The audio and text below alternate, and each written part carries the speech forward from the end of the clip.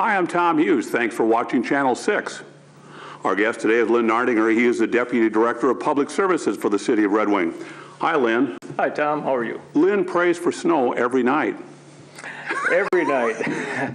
We've got a real winter going on this year. Yes, we have. We've had upwards of over 44 inches this year already.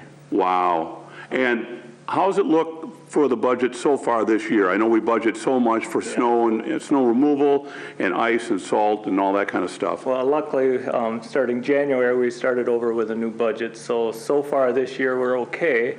Last year's budget, 2013, we did go over on that a little bit mostly because of the May snowstorm from, last year. Yeah, we don't budget for May snowstorms, do we? No, we do not. That was an extreme. And it busted up a bunch of trees and stuff like Yeah. that. Was there, with the snowstorm we had toward the end of February, did that have a lot of trees down and stuff like that too? We've lost a few limbs, nothing major. So are we running out of places to put the snow? The boulevards are starting to get full. The plow drivers are doing an excellent job, clearing the streets. The boulevards, the residents are getting frustrated. A lot of the snow ends up in their driveways, and it makes it difficult for them too. Well, you just shovel out, and you see the plow coming and go, uh-oh, here I go again. I know it's one of those hard things to control, but the snow's got to go somewhere, and it usually ends up in the driveways. What should we do to get the snow off of the sidewalks, and how quick a time do we have to get it off there after a snowfall? You have 24 hours after the snow stops falling to remove the snow from your sidewalk. We typically send the Sentence of Service or the Minnesota Correctional Facility crew out.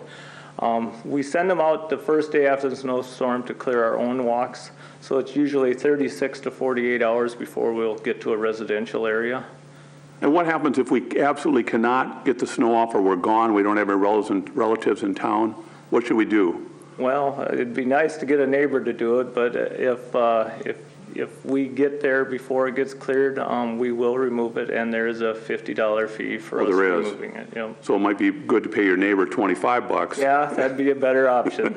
How about the frost depth this year? It's way down. We had a lot of cold weather before the snow came. This has been an unusually cold weather, or winter again.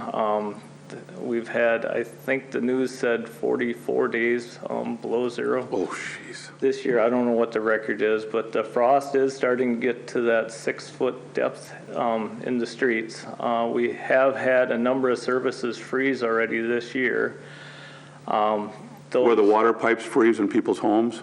It's actually the service out in the street is freezing, and then they have to contact a plumber to have that thawed out. How can we have that not happen?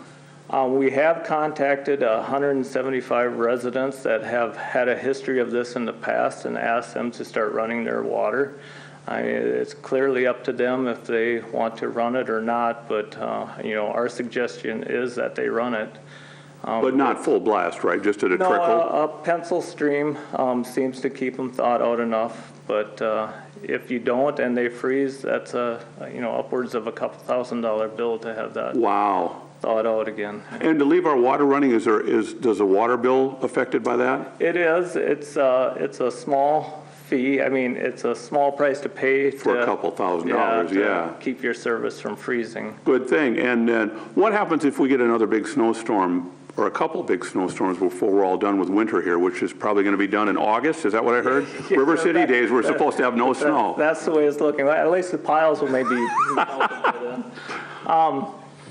As far as if we get another couple of snowfalls, we're out now blowing the residential areas, the problem areas that we've had. We have some outlying areas that are really bad. We'll have to take the snow blower out to those areas also and make the roads wider and have more snow capacity for any future events. Let's keep our fingers crossed we don't get any more snow. Exactly. Or at least too much more. I'm sure we'll get some. I'm sure March is usually known for a few of them. The March Madness basketball tournament usually kicks it off, doesn't it? Yes, it does. Well, thank you, Lynn. Nice to talk to you today. Nice to talk to you. That is Lynn Nardinger. He is the Deputy Director of Public Services for the City of Red Wing. And I'm Tom Hughes. Thanks for watching Channel 6.